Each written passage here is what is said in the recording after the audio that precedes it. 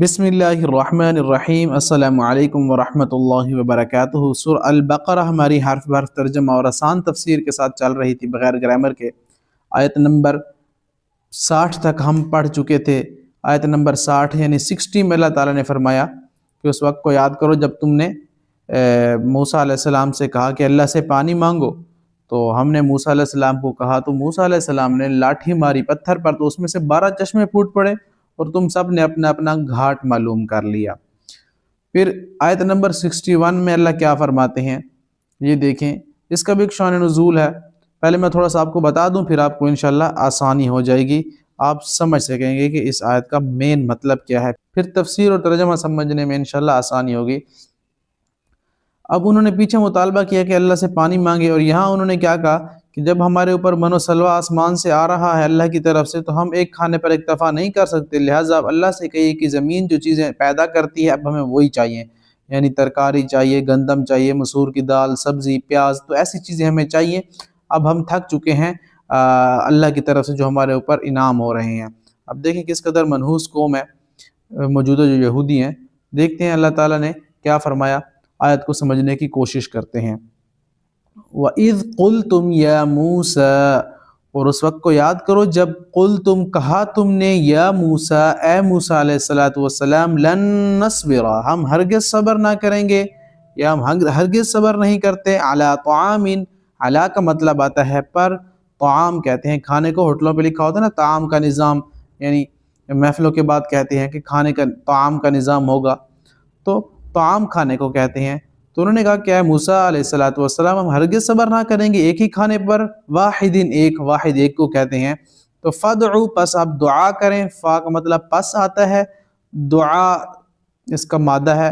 فدعو، تو پس دعا کرو، لنا، ہمارے لیے، لام کا مطلب لی آئے گا اور نا کا مطلب ہمارے،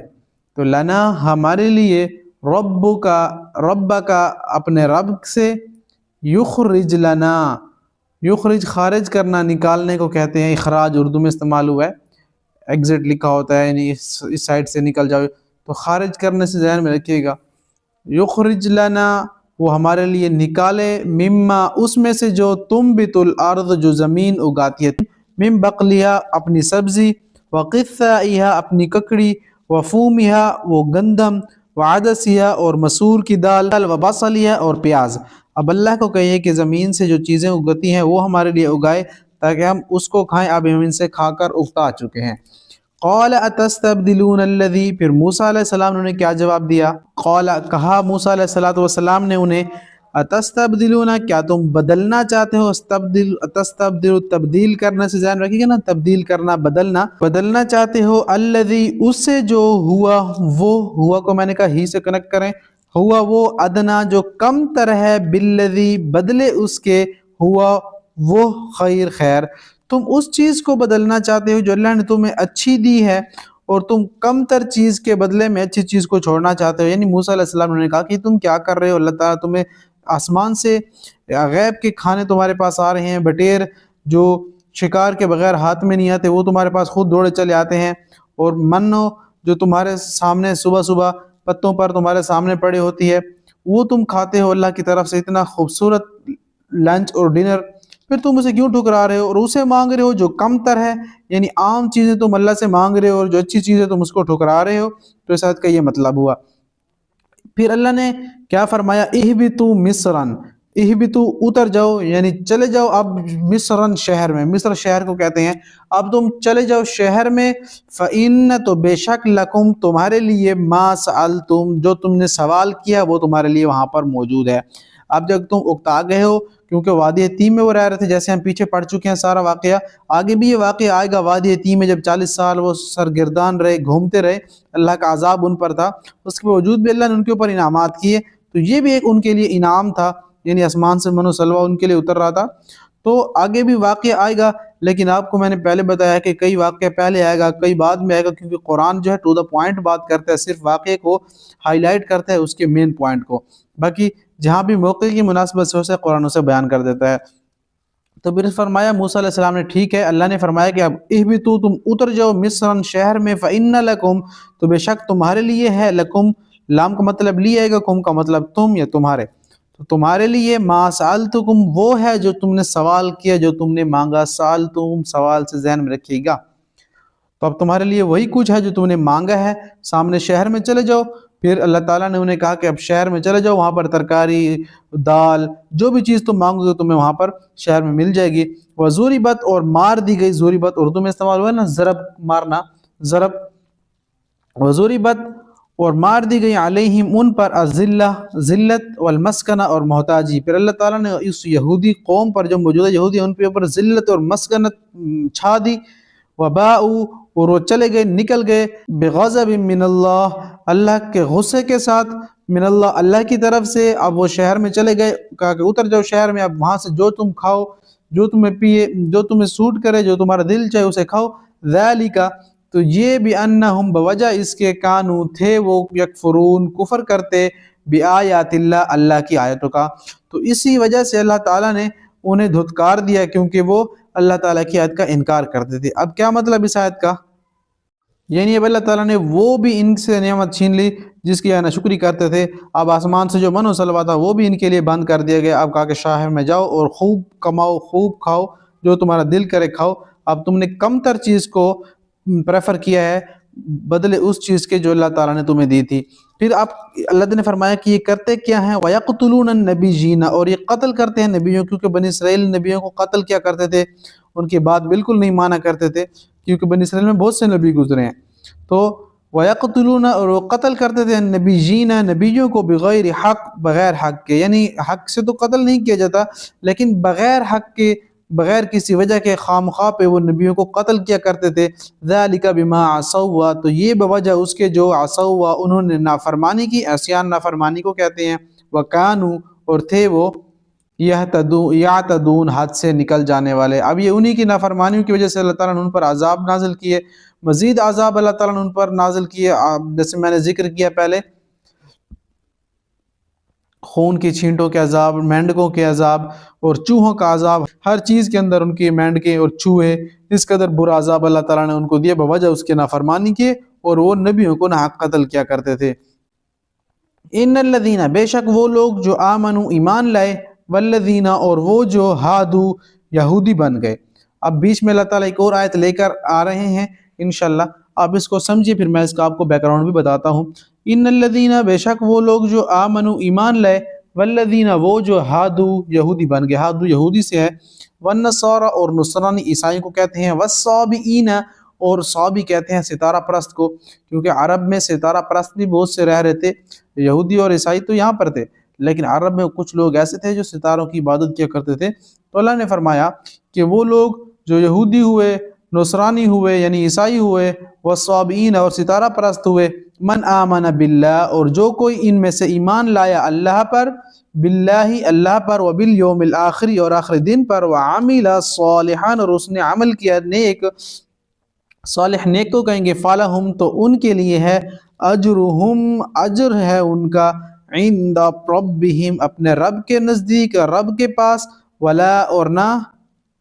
خوف علیہم ان پر خوف ہوگا، ولا ہم یحزنون نہ وہ غمگین ہوں گے۔ خوف ہمیشہ مستقبل کا خدشے اور خوف مستقبل کی آنے والی چیز کو کہتے ہیں کہ کوئی خوف جب آپ کو ہوتا ہے تو کوئی خوف مستقبل کا خطرہ ہوتا ہے، اور غمگین انسان پچھلی باتوں پر ہوتا ہے، غم حزن لگا ہوتا ہے۔ تو اللہ تعالیٰ فرما رہے ہیں کہ جو ایمان لائے گا اللہ پر اور آخری دن پر اور نبیوں پر، رسولوں پر، تو اس کے لیے اب ضروری ہے کہ نہ اسے خوف ہوگا نہ وہ غمگین ہوگا اپنے اعمال پر۔ اب اس آیت کا پس منظر یہ ہے کہ یہودی کیا کہتے ہیں، یہودی کہتے ہیں کہ ہم ہی اللہ کے لاڈلے ہیں اور ہم ہی اللہ ہی کے پسندیدہ ہیں، کیونکہ اللہ نے ہمارے اوپر انعام کیے تھے ماضی میں، تو اس لیے اب نبی جو آئیں باقی یعنی حضرت محمد صلی اللہ علیہ وسلم باقی وہ کسی نبی کو نہیں مانتے، کیونکہ وہ کہتے ہیں کہ نبی اور نبوت صرف یہودیوں میں ہے، اس کے علاوہ وہ کسی کو تسلیم کرنے کو تیار نہیں تھے۔ تو آج کل بھی آپ دیکھیں کہ جو یہودی ہیں، موجودہ یہودی، وہ اپنی نسل میں کسی غیر یہودی کو شامل نہیں کرتے، یعنی کہ اگر کوئی اور مذہب اختیار کر لے یہودی تو اسے وہ حقوق نہیں ملتے جو یہودیوں کے اپنے ہیں۔ وہ اپنے آپ کو لاڈلا اور اپنی ایک نسل پرستی کی بنا پر یہ مذہب ہے۔ تو آج بھی یہودی اپنی ہی نسل میں جو لوگ پیدا ہوتے ہیں ان کو اپنے حقوق اور ان کی زیادہ عزت کرتے ہیں، غیر مسلم یا باقی جتنے بھی لوگ اگر یہود مذہب میں آئیں تو ان کی اتنی عزت اور ان کو وہ حقوق نہیں دیتے جو یہودیوں کے ہیں۔ تو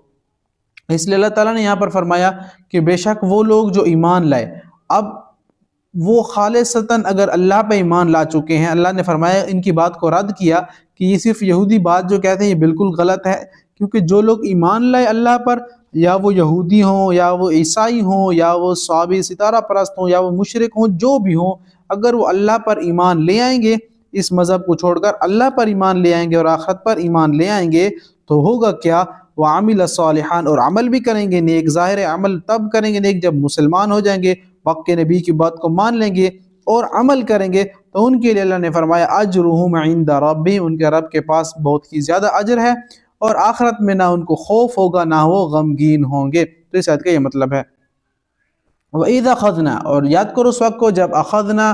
لیا ہم نے، میثاقکم پختہ عہد تم سے، اور اس وقت کو یاد کرو جب ہم نے تم سے وعدہ لیا، ورفعنا، اور اٹھایا ہم نے، فوقکم تمہارے اوپر، الطور، طور پہاڑ کو، خذو تو پکڑو، ما آتیناکم تو دیا ہم نے تمہیں، بقوت ساتھ قوت کے، وذکروا اور یاد کرو، ذکر کرنا اللہ کو یاد کرنا اسے ذہن میں رکھیے گا، وذکروا اور یاد کرو، ما جو فیہ اس میں ہے، لعلکم تاکہ تم، کیا مطلب اس آیت کا؟ اب اس آیت کو سمجھیے۔ وَإِذْ أَخَذْنَا مِيثَاقَكُمْ، اور جب وعدہ لیا ہم نے پختہ تم سے، وَرَفَعْنَا اور اٹھایا ہم نے، فَوْقَكُمْ تمہارے اوپر، طور کو، کیونکہ اس آیت کا بھی بیک گراؤنڈ ہے، آیت کا ترجمہ سمجھ لیجئے انشاءاللہ، پھر میں آپ کو اس کی تفسیر آسانی سے سمجھاتا ہوں۔ اور یاد کرو وہ وقت جب ہم نے تم سے تورات پر عمل کرنے کا عہد لیا اور کوہ طور کو تمہارے اوپر اٹھا کھڑا کیا، اور جو کتاب ہم نے تمہیں دی اس کو مضبوطی سے تھامو، اور اس میں جو کچھ لکھا ہے اسے یاد رکھو تاکہ تم تقوی اختیار کرو۔ اب اس آیت کا پس منظر کیا ہے؟ یعنی جب حضرت موسیٰ علیہ السلام تورات لے کر آئے تو بنی اسرائیل نے دیکھا کہ اس کے بعض احکام بہت سخت ہیں، اس لیے وہ اس سے بچنے کے بہانے تلاش کرنے لگے، اور پہلے تو انہوں نے کہا کہ اللہ تعالیٰ ہم سے خود کہے کہ تورات پر عمل کرو تو تب ہم عمل کریں گے، ایسے تو ہم نہیں کر سکتے، کیا پتہ آپ کہاں سے کتاب لائے۔ تو چنانچہ انہوں نے جب مطالبہ کیا، حالانکہ مطالبہ ان تک بڑا نامعقول تھا، تو اللہ تعالیٰ نے ان پر حجت تمام کرنا تھی۔ پھر بنی اسرائیل کے 70 آدمی موسیٰ علیہ السلام کے ساتھ گئے،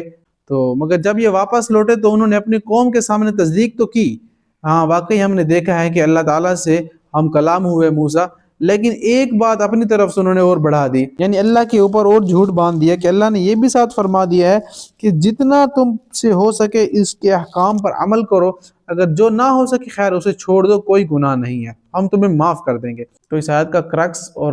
مین تھیم یہ ہے کہ جب موسیٰ علیہ السلام اللہ سے ہم کلام ہوئے تو یہ سن رہے تھے، تو موسیٰ علیہ السلام نے فرمایا کہ اب جا کر کہو قوم کو کہ واقعی اللہ سے ہم کلام ہوئے میں، اور ہم آپ کے لیے جو کتاب لائے ہیں وہ حقیقی حق اور سچ ہے۔ تو لوگوں نے جا کر جو آئے تھے گواہی کے لیے، انہوں نے کہہ تو دیا لیکن ساتھ یہ بات ایڈ کر دی کہ اللہ نے فرمایا کہ کیونکہ احکام بہت سخت ہے لہٰذا ان میں سے جو تم عمل کرنا چاہو کر لو، باقی کو چھوڑ دو، میں تمہیں معاف کر دوں گا۔ اللہ کو غصہ آیا اور اللہ تعالیٰ نے ان کے اوپر پہاڑ کو مسلط کر دیا۔ حافظ ابن جریر لکھتے ہیں کہ پہاڑ چونکہ نتقنا الجبل فوقہم، قرآن میں ایک اور مقام پر ہے، لغت میں اس کے معنی جھنجھوڑنے کے اور ہلانے کے ہیں، تو اللہ تعالیٰ نے گویا ان کے اوپر پہاڑ کو مسلط کیا، ان کے اوپر گرانا چاہا، پھر یہ ڈر گئے، انہوں نے جا کر قوم کو یہ تو کہا کہ ہاں واقعی ہم کہتے ہیں کہ اللہ نے ان کو کتاب دی ہے، لیکن پھر جھوٹ ایڈ کر دیا ساتھ میں۔ تو اس آیت کا یہ مطلب ہے۔ ثم تولیتم من بعد ذلک، تو پھر گئے تم من بعد اس کے، ذالک اس کے، فلولا پس اگر نہ ہوتا، فضل اللہ کا، علیکم تم پر، ورحمتہ اور اس کی رحمت تم پر، لکنتم البتہ تھے تم، من الخاسرین خسارہ پانے والے۔ دیکھیں اللہ نے فرمایا کہ تم نے کر تو پھر 2 نمبری دی ہے اور تم اللہ کو دھوکہ دے نہیں سکتے، بس اللہ کا فضل اگر نہ ہوتا تم پر اور اللہ کی رحمت نہ ہوتی اس وقت تم پر تو تم خسارہ پانے والوں میں سے ہو جاتے۔ وَلَقَدْ عَلِمْتُمُ الَّذِينَ اعْتَدَوْا، اور البتہ تحقیق، علمتم جان لیا تم نے، الذین ان کو جو، اعتدوا اعتداد یعنی حد سے نکل گئے، اور یقیناً جان لیا ان کو تم نے جو حد سے نکل گئے، منکم تم میں سے، فی السبت ہفتے کے دن میں، فقلنا، سبت عبرانی زبان کا لفظ ہے، ہفتے کو کہتے ہیں کیونکہ ان کے ہاں مقدس لفظ تھا، مقدس دن تھا، ان دنوں میں مچھلیاں پکڑنے سے منع کیا جاتا، تو بدبخت قوم تھی چونکہ جیسے میں نے ذکر کیا، تو اللہ نے ان کے اوپر ذلت اور مسکنت مار دی۔ پھر سبتی ہفتے کے دن فقلنا تو کہا ہم نے لہم ان سے کونو ہو جاؤ قردۃ بندر خاسئین ذلیل و خوار۔ تو اس آیت کا مطلب بیک گراؤنڈ اور شان نزول بھی ہے۔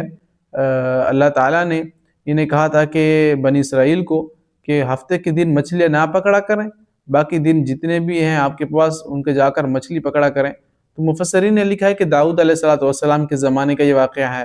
اور وہاں پر جو کچھ سمندر کے قریب لوگ رہا کرتے تھے تو انہیں احکام تھا کہ ہفتے کے دن مچھلی نہ پکڑا کریں، باقی جتنے دن آپ مچھلیاں ہو سکیں پکڑیں۔ تو پہلے تو وہ اس بات میں روگردانی کرتے رہے، لیکن آہستہ آہستہ انہوں نے اس بات کو چھوڑ دیا اور ہفتے کے دن وہ مچھلیاں زیادہ پکڑتے تھے، کیونکہ اللہ نے ان کا امتحان لینا تھا۔ دنیا دار الامتحان ہے، اور مفسرین نے یہ بھی لکھا ہے کہ ہفتے کے دن مچھلیاں زیادہ آ جاتی تاکہ ان کا امتحان ہو۔ اور ان میں سے کچھ نیک لوگ بھی تھے جو کہتے تھے کہ ٹھیک ہے سائڈ پہ ہو جاتے، اور لوگوں کو بھی منع کرتے ہیں۔ دیکھیں کچھ نہ کچھ لوگ ہر وقت میں ہوتے ہیں، لیکن انہوں نے نہیں مانا۔ جس طرح وہ پوجا کر رہے تھے بچڑے کی تو کچھ لوگ منع کرنے والے تھے، تو یہاں پر بھی ایسا تھا کہ کچھ لوگ انہیں منع کرنے والے تھے کہ اللہ کی طرف سے حکم ہے کہ مچھلیاں نہ پکڑیں ہفتے کے دن، لیکن کچھ ہٹ دھرم تھے جو کٹر قسم کے تھے، تو انہوں نے کیا کیا کہ ہفتے کے دن مچھلیاں پکڑنے لگ گئے۔ تو بعض تو ایسے منافق تھے کہ کیا کرتے، جمعے کی شام کو آتے اور آ کر جال وغیرہ سمندر میں سائڈوں پہ لگا لیتے، اور صبح ہفتے کے دن یعنی پورا دن گزرتا تو مچھلیاں اس میں پھنس جاتی، اور جا کر پھر سنڈے کو پھر مچھلیاں اس سے نکال لیتے۔ تو اس قدر ان کی نحوست اور اس قدر انہوں نے اللہ کے احکام کو روندا، تو ایسے لوگوں کو اللہ تعالیٰ نے رسوا اور ذلیل کیا، اور پھر ان کی شکلیں مسخ کر دی، انہیں بندر اور خنزیر بنا دیا۔ فجعلناها تو بنا دیا ہم نے اس کو واقعے کو نکالا عبرت لما ان کے لیے بینہا سامنے تھے ان کے، وما اور جو خلفہ پیچھے ہوں گے اس کے، یعنی اس دور میں جو رہ رہے تھے ان کے سامنے بھی عبرت تھا، اور جو پیچھے یعنی آئیں گے، ہم آئے ہیں تو ہمارے لیے بھی یہ عبرت ہے کہ اللہ تعالیٰ کی جو حکم کی نافرمانی کرتا ہے اللہ تعالیٰ کیسے اس کی شکلیں مسخ کر دیتے ہیں۔ لیکن ہمارے اوپر خصوصی کرم ہے کیونکہ رسول اللہ صلی اللہ علیہ وآلہ وسلم نے دعا مانگی تھی، یا اللہ میری امت پر ایسا عذاب نہ آنا جس سے ہلاک ہو جائیں، یا کوئی ایسا عذاب نہ آئے جس سے ان کی شکلیں مسخ ہو جائیں۔ تو آج انہی کے صدقے اللہ تعالیٰ نے ہماری حفاظت فرمائی ہوئے، قربان جائیں اپنے محمد رسول اللہ صلی اللہ علیہ وسلم پر۔ تو اللہ نے فرمایا یہ عبرت ہے، سامنے تھے جو اس وقت بھی اور جو پیچھے ہوں گے آنے والے ان پر بھی، وَمَوْعِظَةً لِّلْمُتَّقِينَ اور نصیحت ہے للمتقین، متقی لوگوں کے لیے، چاہے وہ پچھلے ہوں چاہے وہ آگے والے آنے والے ہوں۔ اگر عبرت تو ہوگی لیکن نصیحت کس کے لیے ہوگی؟ جو متقی اور پرہیزگار ہوں گے، جو اللہ اور اس کے رسول سے ڈرتے ہوں گے، تقوی اختیار کرتے ہوں گے، ان کے لیے خاص کر نصیحت ہے۔ وَإِذْ قَالَ اور اس وقت کو بھی یاد کرو، قَالَ جب کہا موسیٰ علیہ السلام نے لِقَوْمِهِ اپنی قوم سے، کیا کہا؟ بھائی ان فیکٹ سے، بے شک اللہ حکم دیتا ہے، یأمرکم تم کو،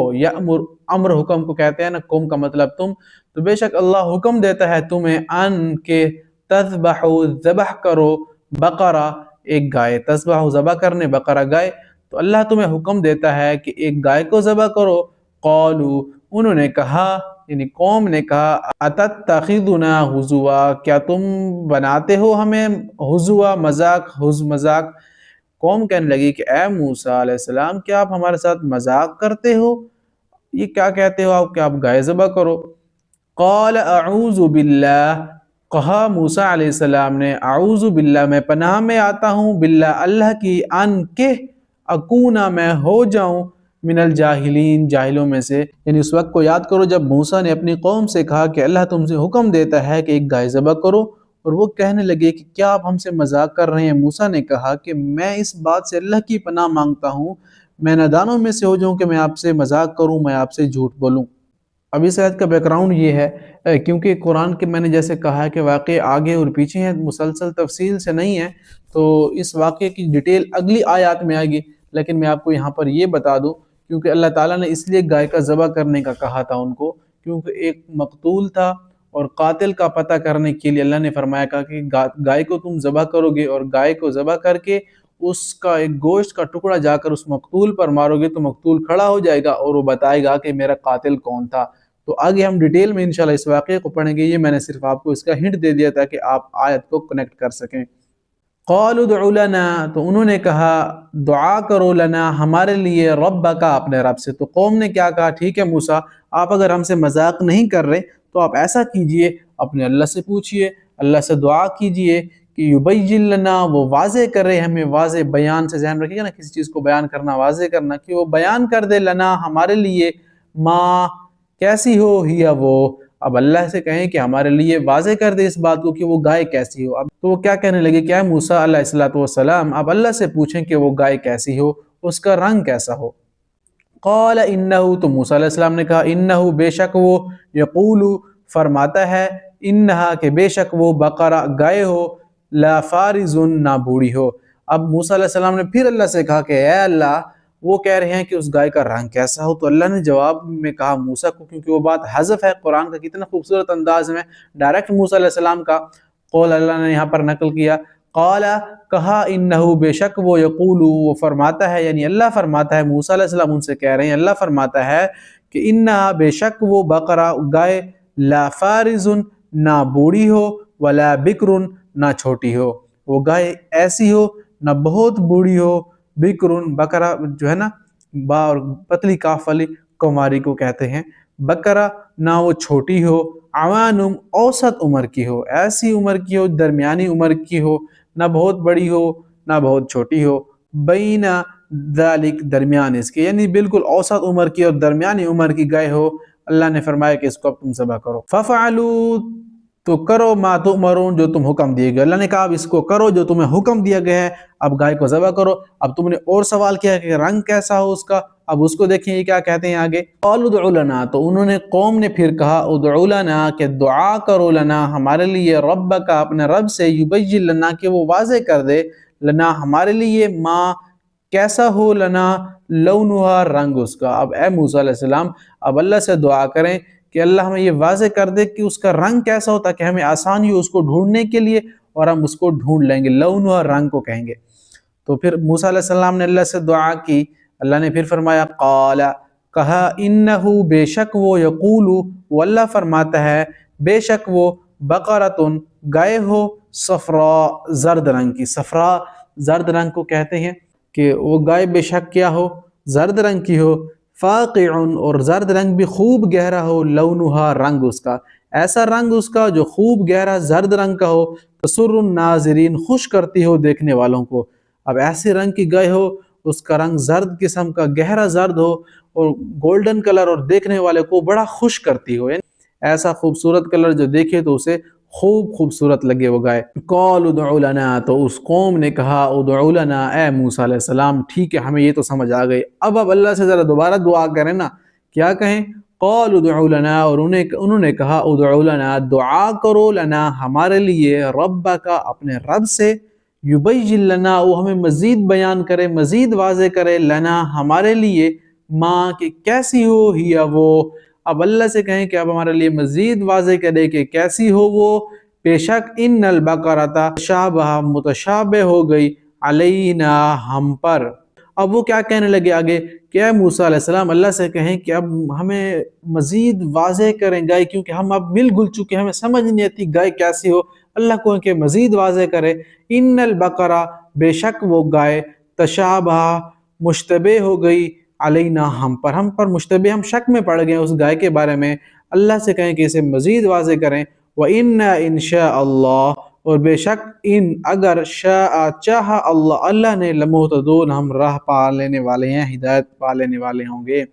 اب جو آخری آیت اس میں ہے نا، کتنا خوبصورت نظام ہے، اس میں مفسرین لکھتے ہیں کہ جب انہوں نے کہا کہ اے موسیٰ اللہ سے کہیں کہ اب اس گائے کا رنگ ہمیں بتا دیں، اور اس کا کلر بتا دیں، اور اس کی عمر بتا دیں کیسے ہو، تو آخر میں جب انہوں نے کہا نا کہ اے موسیٰ آپ بتائیں ہم مشتبہ ہو گئے ہیں، اللہ سے پوچھیں کہ اس کا رنگ کیسا ہو، اس کی حیت، اس کا ڈیزائن کیسا ہو، ہم تو مشتبہ ہو گئے ہیں، اگر اللہ نے چاہا تو انشاءاللہ ہم ہدایت پانے والے ہوں گے، یعنی ہمیں پتہ چل جائے گا کہ کون سی گائے ہے۔